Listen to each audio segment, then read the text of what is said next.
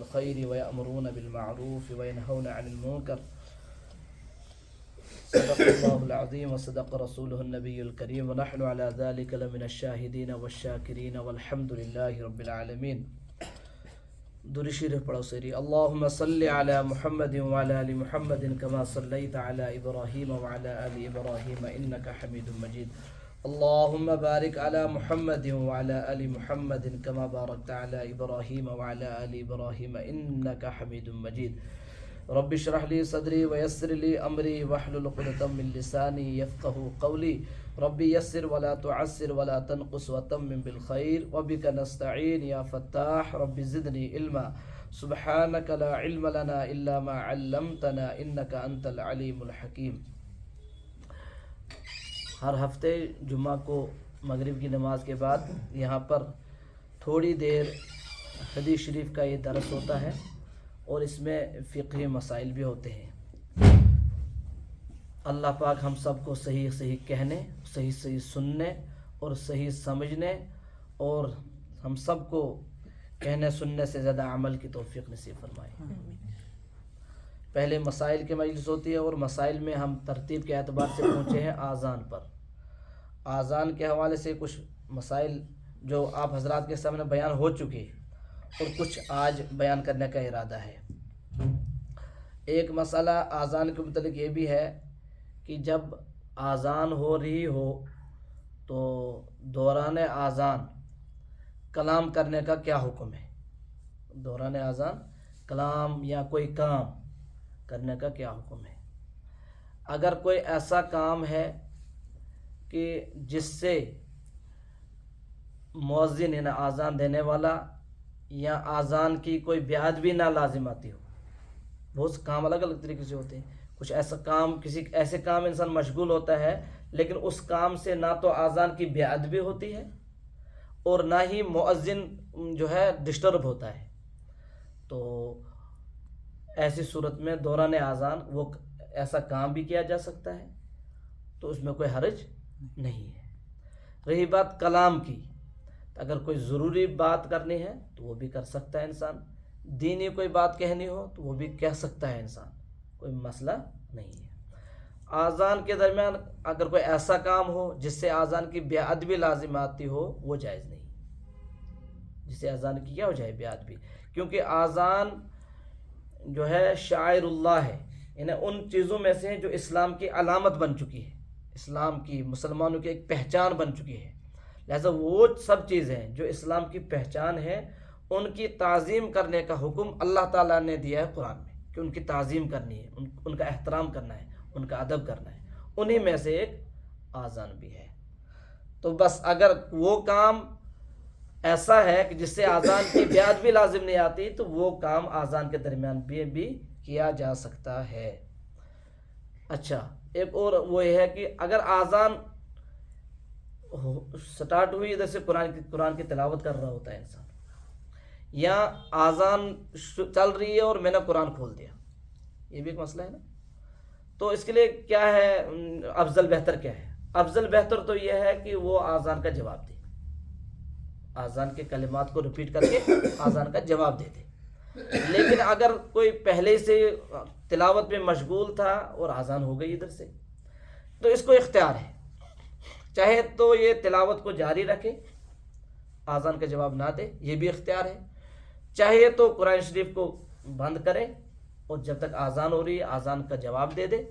آذان مکمل ہو جائے گی، آذان کے بعد کے جو درود اور دعا پڑھ کر دوبارہ تلاوت میں مشغول ہو جائے. ان دونوں چیزوں کا اختیار ہے اس کو.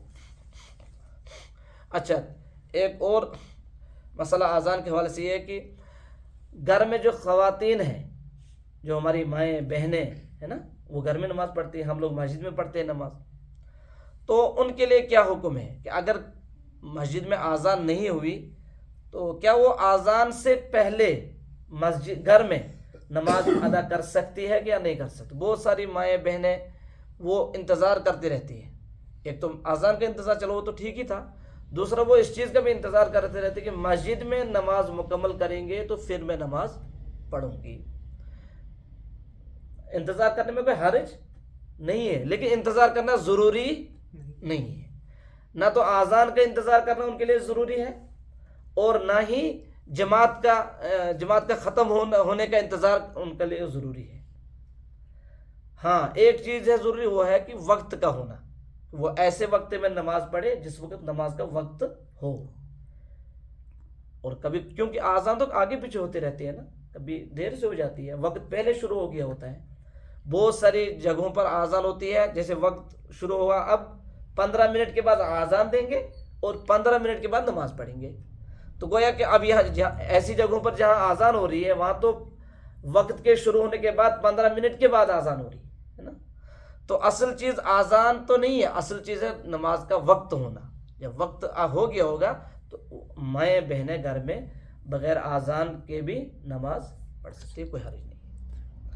یہ سن ذمہ داری بنان کیازکہ عام طور پر مرد حضرات اللہ تعالیٰ دِوان توفیق مشید تم کت ژور بوزان یا کن تہ مجلسن مجھ گژھان جلسہ آسان نا پروگرام آسان، ان پروگرامن میں زیادہ تر مرد حضرات گژھان، لیکن ان مرد حضراتن پہ یہ ذمہ داری ات ست کہ تم تھی گھر گژھان تم ون پنن ماجن بیٹن یہ مسائل، کیازِ ییٚلہِ نہٕ گھرُک زیوٗٹھ تہِ ونہِ پننس عیالس تیٚلہِ کُس ون وپن ما ون تو اس لیے فرض یمن پہ بنان ضروری یہ ذمہ داری اخ۔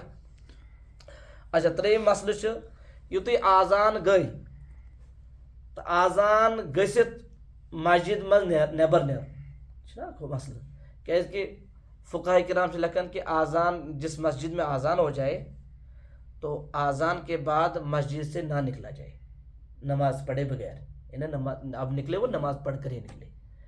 آزان ہو گئی اور اب یہ نکلنا شروع کر رہا ہے، گویا کہ ایک قسم کا یہ میسج دے رہا ہے کہ نماز ضروری نہیں، آزان جو ہے حالانکہ آزان جو ہے نماز کے لیے، اور آزان ہو کر اب اس کو نماز پڑھنی چاہیے اور نماز کے بغیر مسجد سے نکل رہا ہے، تو دیکھنے والے جو اس کو دیکھیں گے تو وہ بھی اس پر جو ہے عمل کرنا سٹارٹ کر لیں گے، کیونکہ گویا کہ نماز کی اہمیت کم ہوتی ہے یا نماز کی بے ادبی ہے اس میں لازم۔ لیکن کبھی کبھار انسان کو مجبوری ہوتی ہے، ضرورت ہوتی ہے، ضروری نکلنا ہے، تو ایسی صورت میں اجازت ہے، نکل سکتا ہے، بغیر ضرورت کے بغیر مجبوری کے نکلنا مکروہ ہے مسجد سے آزان کے بعد، یعنی آزان ہو جائے اب چاہیے کہ اس کو نماز پڑھ لے اس کے بعد نکلے۔ اسی طریقے سے ایک مسئلہ، کیا حضور صلی اللہ علیہ وسلم نے اپنی حیات مبارکہ میں کبھی آزان دی ہے یا نہ دی؟ حضور نے امامت فرمائی، یہ تو پتہ ہی ہے کہ حضور کے ہوتے ہوئے تو وہی امامت کریں گے، ان کی اور کس کی جرت ہے کہ حضور موجود اور امامت کریں؟ وہ تو الگ سوال ہے کہ آخری ٹائم میں جو حضرت ابوبکر صدیق رضی اللہ تعالیٰ نے امامت کی ہے حضور کی موجودگی میں عذر کی وجہ سے، تو اس کا کتابوں میں ملتا ہے کہ ہاں حضور صلی اللہ علیہ وسلم نے ایک مرتبہ آزان دی ہے اور نماز بھی پڑھائی، سفر میں تھے تو اس کو جو ہے آزان کا ٹائم، نماز کا ٹائم ہو گیا تو حضور صلی اللہ علیہ وسلم نے خود ہی آزان بھی دی اور پھر خود ہی حضور صلی اللہ علیہ وسلم نے نماز بھی ادا فرمائی۔ تو گویا کہ پتہ چلا کہ حضور صلی اللہ علیہ وسلم نے بھی اس شرف کو حاصل کیا ہے، اس مبارک عمل کو کیا ہے، تو لہذا حضور جس عمل کو کر لیں وہ عمل خود بخود بابرکت بن جاتا ہے نا، بن جاتا ہے نا۔ لہذا اب وہ انسان کتنا خوش نصیب ہے جو اس عمل کو پکڑے ہوئے ہے، اس عمل کو کر رہا ہے۔ اگر اس نیت سے کرے گا کہ یہ عمل، یہ آزان کا عمل وہ عمل ہے جس کو میرے نبی نے کیا ہے، تو بس امید ہے اللہ کی ذات سے کہ اللہ اسی کی وجہ سے اس کی مغفرت کرتے، خدایش بہان ساڑھ چناز۔ اچھا ایک اور مسئلہ وہ یہ ہے آزان کے متعلق ہی، کیا ایک ہی شخص آزان دے، اقامت کہے اور وہی تکبیر کہے؟ کبھی ایسی صورتحال بن جاتی ہے کہ آزان دی ایک آدمی نے، اب نماز پڑھانے والا کوئی ہے نہیں، نماز بھی اسی کو پڑھانی ہے، اور جو مقتدی حضرات ہیں ان میں سے کوئی تکبیر کہنے والا بھی نہیں ہے، مقتدی مگر تکبیر نہیں کہتے، کیوں نہیں کہتے؟ اب عذر بھی ہو سکتا ہے، عذر کی وجہ سے بھی ہو سکتا ہے نا۔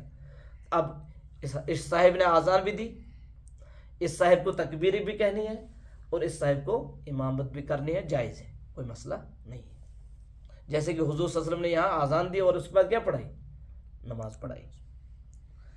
اچھا لاسٹ، اس مجلس کا لاسٹ لفظ ہے وہ ہے یہ جو عام طور پر بولتے ہیں ہم آزان، آزان، یم چھ زٕ لفظ عربی لفظ اکھ گوٚو آذان الف مدا لاگوس گۄڈٕ آذان بیٛاکھ گوٚو اذان ہے نا اذان اذان آذان صحیح لفظ کیٛاہ چھُ تہٕ غلط لفظ کیٛاہ چھُ صحیح لفظ چھُ اذان الف مد چھُنہٕ گۄڈٕ کیٛازِ کہ اگر آذان پڑھو تیٚلہِ چھُ امیُک معنی نیران کان یہ آذان ہے جمع اذن کی اذن بولتے ہیں عربی میں کان کو اس کی جمع آتی ہے آذان اذن ایک کان آذان بہت سارے کان تو پتہ چلا کہ آذان صحیح لفظ نہیں ہے بلکہ اذان ہے صحیح لفظ اذان کا مطلب ہے اعلان تو اذان جو اس بھاگ سے اعلان ہی کران نماز اعلان چھُ نا سُہ کران تو اذان چھُ لفظ نہ کہ آذان تیٚلہِ بنہِ امیُک معنی اعلان ییٚلہِ پڑھو کیٛاہ اذان یِم ٲسۍ مسائل اللہ